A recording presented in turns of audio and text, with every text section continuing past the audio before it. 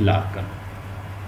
Philip लार्कन एक movement poet है और being a modern poet, if we discuss about his way of writing, he used simple language, simple diction, and a colloquial language that is related to the common people, and he tried to use such word that is easily understandable for the common people.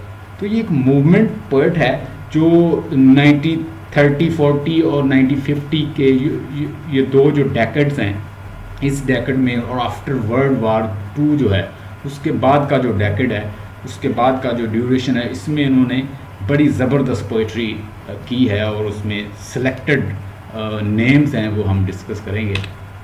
So let's see.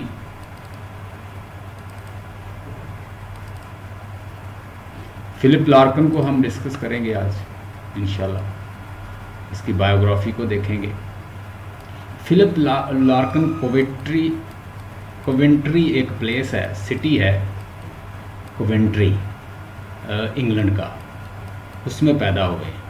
Philip लार्कन 1922 में पैदा हुए और Philip लार्कन की death हुई है cancer से 1985 में। आप में से हो सकता है किसी की डेट ऑफ बर्थ ये हो।